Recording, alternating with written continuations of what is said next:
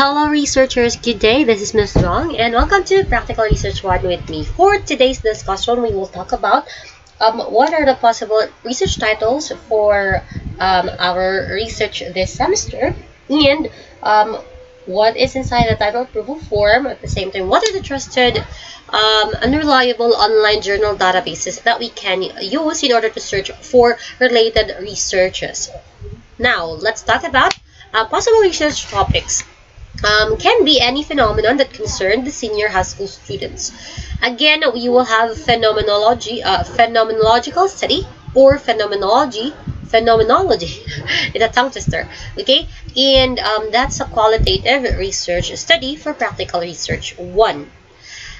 It's concerning senior high school students because your respondents will be senior high students, maybe your classmates that are not part of your group or schoolmates. Okay, and it's any phenomenon. Okay, that concern your co-senior high school students. Okay, so that's one of the ways that you can have your research topic. Next, it should be relevant of the time now, and make sure it has many sources to serve as a foundation of the study. It should have its relevance of the 21st century, because if you talk about topics that do not concern the time now, what's the point of conducting the research, right? If it's ancient or extinct, it does not really relate to your respondents, specifically your your schoolmates, right? Now, it should also have many sources, okay? Make sure that the research topic is not very difficult. Like, you can just have a few sources to gather, and make sure that you can have as many resources to serve as foundation for the paper. Since you will have a review of related literature, you will review books, you will review journals, you will review research papers, you will review theses concerning your topic. Okay, so make sure that you can have many resources. Next is you research on either the lived experiences or the perception of your participants. What is lived experience? In qualitative phenomenological research, lived experiences refers to a representation of the experiences and choices of a given person and the knowledge that they gain from these experiences and choices. Basically, it's saying that lived experience, okay, it's a collection of the set of experiences that a certain person, okay, has gained, okay, under a specific kind of phenomenon. Okay, for example, when you say phenomenon, let's say the phenomenon is single parenting. Okay, like that specific senior high student, okay, grew up with a single parent. Now, a single parent can be one mother or one father that they grew up with. That's a phenomenon. That's single parenthood. That's a phenomenon. And in University of Cebu main campus, we have observed, okay, that there are senior high school students that goes through that specific phenomenon. Okay, so it's important to also consider that, okay, what are the specific phenomenon, okay, senior high school students like me experience, like nowadays, if I look at and observe. Okay, so that's where you should that's the starting point when you ask those questions. Okay, so unsa may makarelate sa ako ang mga ka-age karon, okay, that also they are undergoing the same phenomenon as me. Okay, so that's lived experiences. When we say perception, perception is the thoughts, thinking toward that specific phenomenon. Okay, so for example, the phenomenon is again single parenthood. Now, when we say perception, that it does not really necessarily mean that that specific person has experienced that phenomenon of single parenthood. Maybe that person is just an observer. Okay, so what do you think about single parenthood. Okay, so perception also can be used in the title of our research paper. Okay, let's um, have, okay, for example, this one is a title structure. It's normally the lived experiences of, or the perception of, and we have here in a next slide what are the possible titles for the research. So I've listed here. So if you've noticed, it's more of single lived experiences, right? So lived experiences of students with single parents. Single parenthood again is a phenomenon, and you will ask here. Okay, so you will interview students who have single parents, and you will ask, okay, what's your experiences towards that? Do you have any challenges? What are that challenges? What are these challenges? And how do you cope with that? Or what are your coping mechanisms to overcome your challenges? Next, lived experiences of students with parents working overseas. Okay, so we have OFW parents, right? If you've noticed in University of Cebu main campus, you have your classmates maybe, or schoolmates, or maybe you yourself have parents who are working abroad, and what are the experiences of these students? No, lived experiences. Okay, what are your challenges? What are the coping mechanisms? Another one, lived experiences of LGBT student leaders. Okay, um what why did what is the reason you chose to be a leader? Okay, and what made you decide to be a leader? What inspired you? Okay, so what are the challenges along the way? How do you overcome these challenges? Those are the questions. Lived experiences of working students in online distance education. Again, lived experiences of student athletes in online distance education. These are just possible titles, okay, so that I'm giving you idea.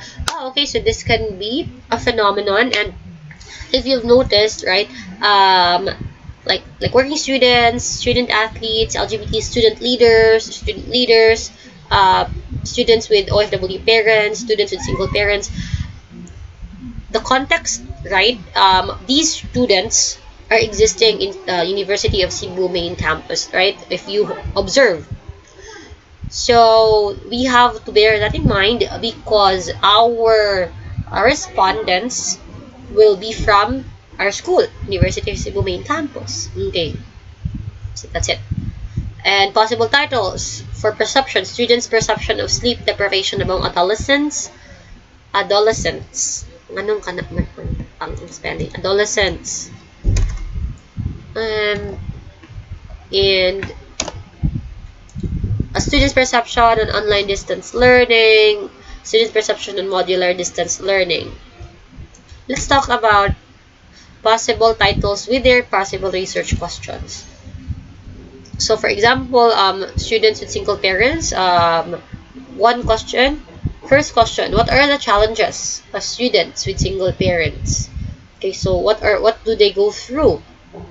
And next is, what are the coping mechanisms of these students? Because you ask for the challenges, you also ask, how do you solve these challenges? So, unsa yung pag-cope?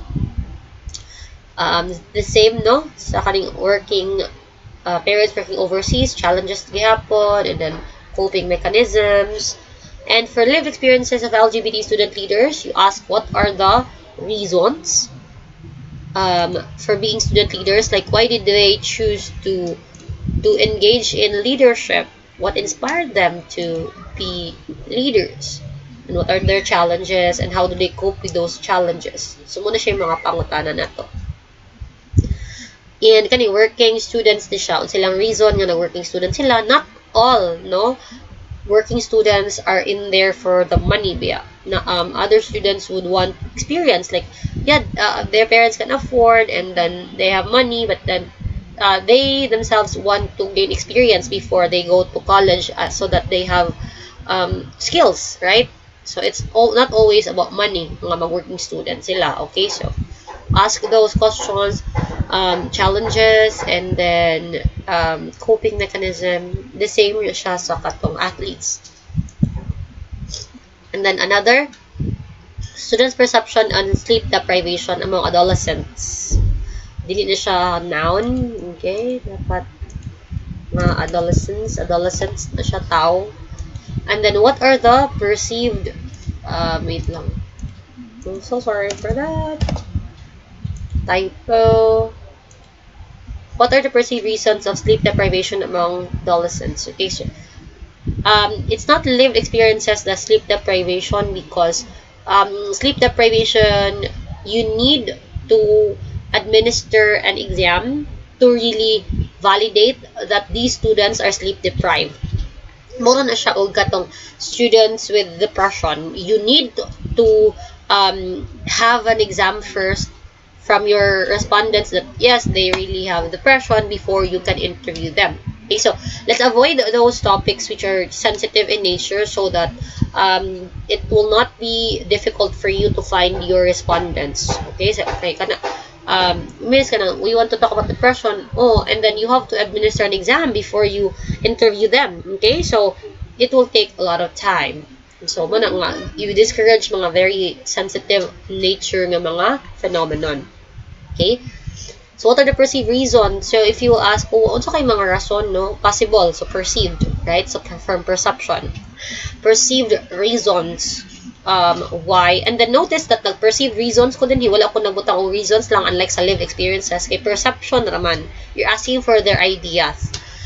So if you ask them, oh, what do you think man ang reason why there's sleep deprivation among adolescents? What do you think so? Ano? Okay.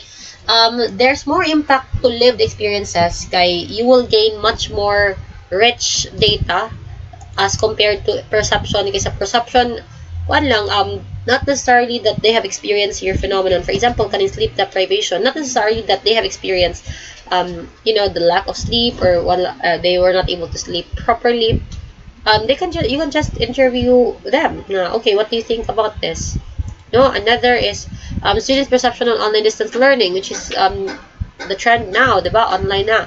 So what are the students' perceived advantages? So when you say perception, you try to ask advantages and disadvantages of a certain phenomenon. So that's why it's perception here. So you ask, what's may possible nga advantage sa online learning? So mag-ask kasi mga respondents.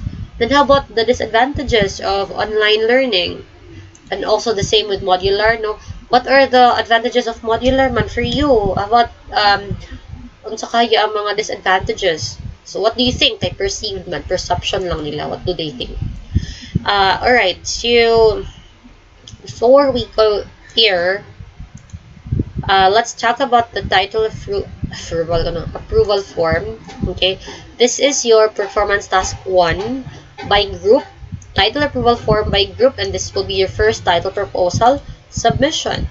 First is your proposed title. That's why I discussed the title earlier, and then what are the specific questions? So I earlier na discussed that sa questions possible.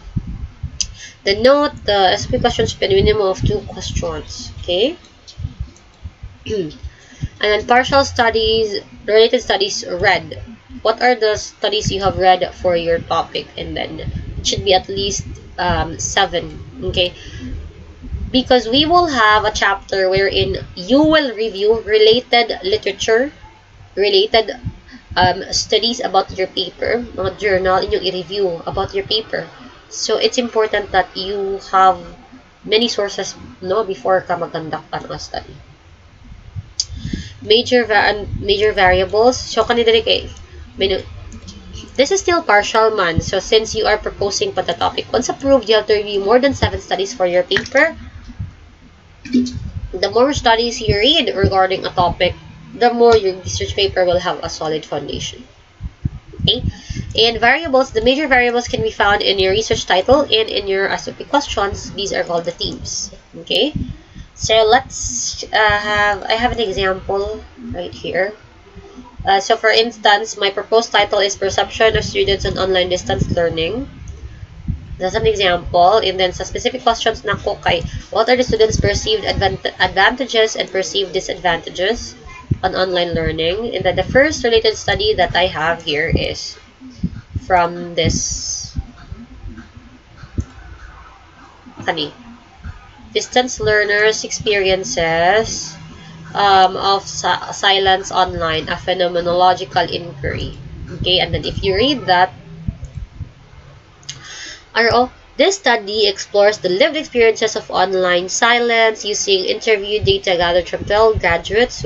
So lived experiences po siya. So you have to find related studies kaning naanin mga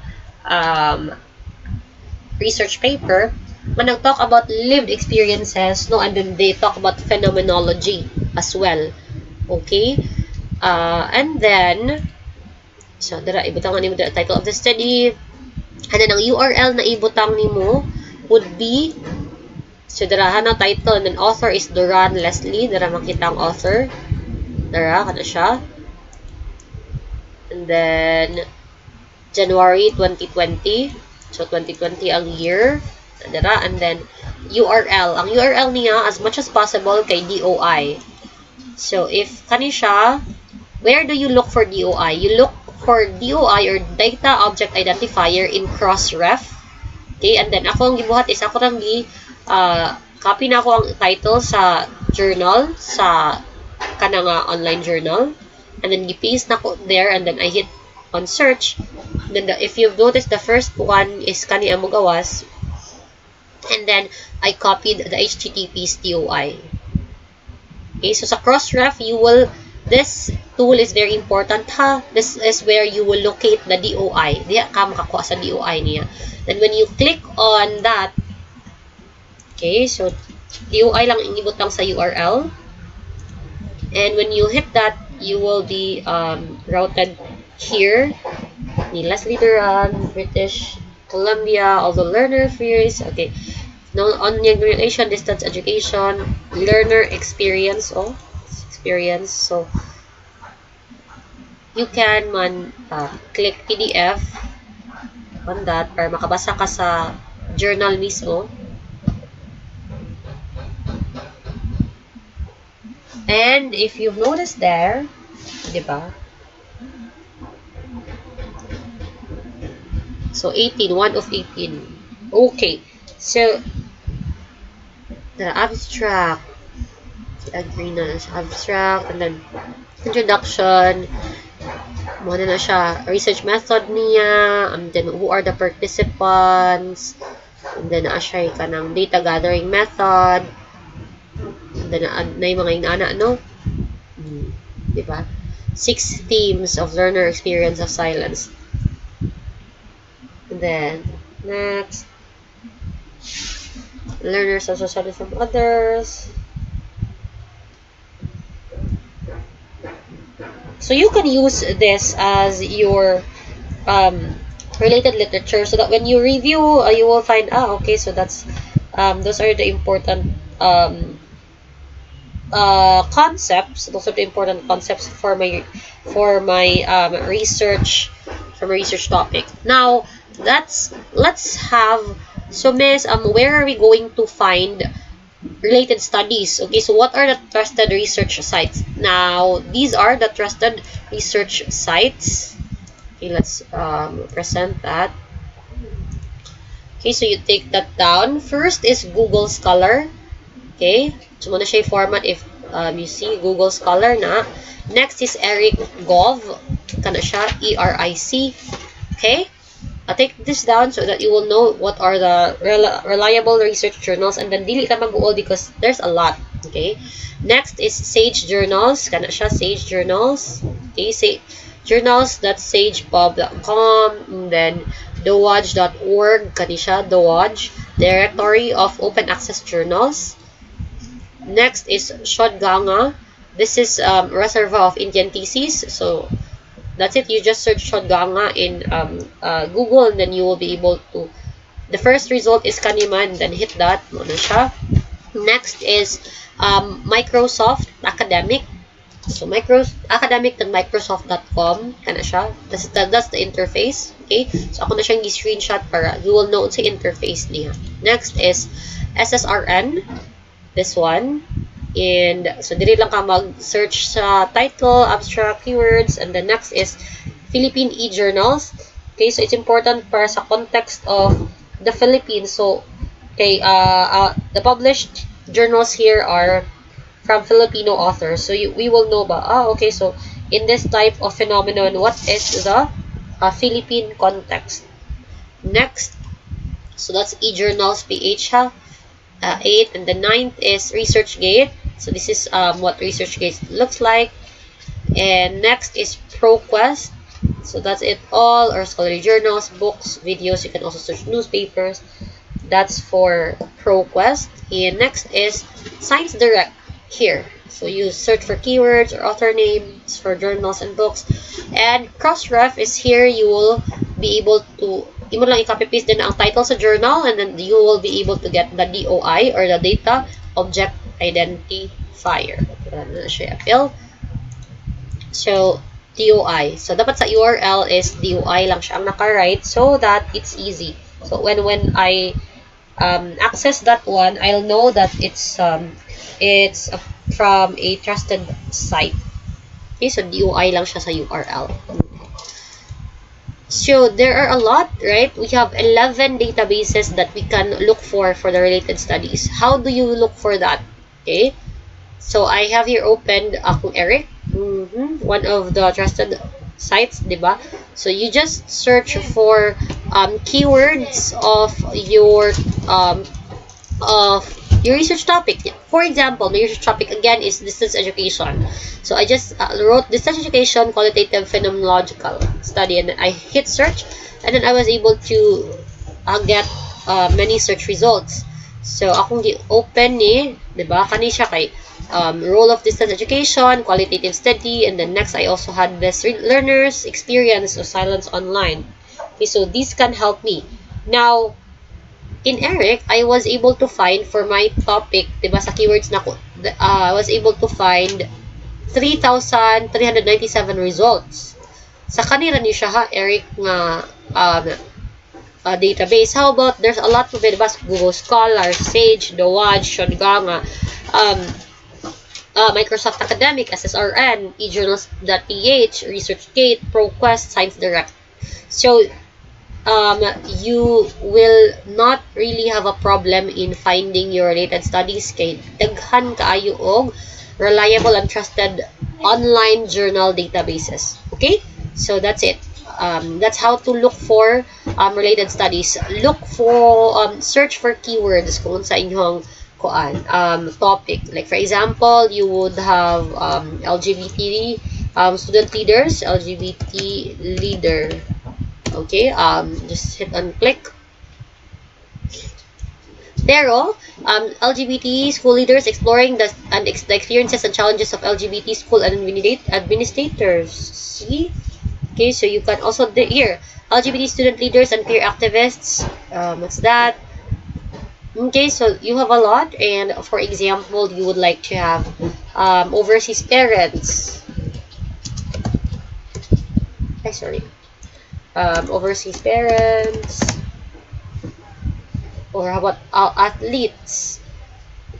Okay, so there's many. All right. With that being said, we were able to discuss already trusted sites. So that's how it will be. That's how it's gonna look like. No, there is a partial studies read, and now major variables. So for my major variables, sa title pa lang daan, perception na 1, and then online distance learning 2, and then advantages or disadvantages for perception, online distance learning, perception, no 2, online distance learning in, because these variables you will have to define them in your definition of terms.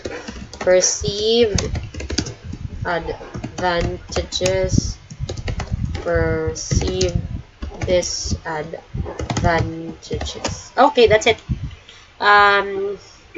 Minimum of 2 na siya dear. 3. Yes, okay. Phenomenon nimo, and then questions. For example, no, lived experiences. So okay, that's it. And then prepare say group name ninyo, and say name sa group facilitator. And then let's have the individual contributions tracker. Every time you will submit a group work, you will always attach a contributions tracker so that we will know who are the students who really made contributions. And here, detail all contributions. Give 0 to 3 if no help, 0. And then if very small contribution, 3 points.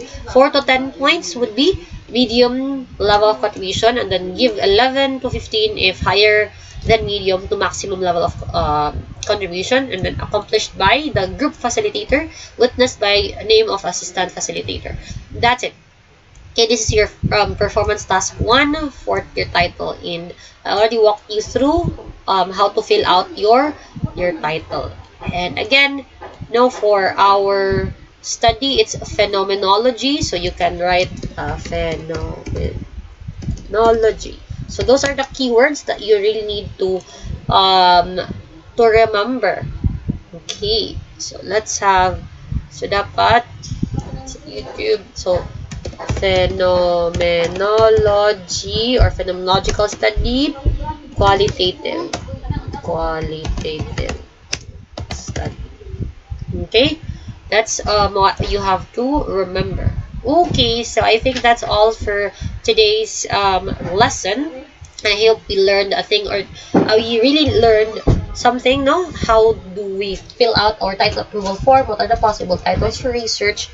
Alright, thank you so much, everyone. Researchers, I'll see you on our next virtual class.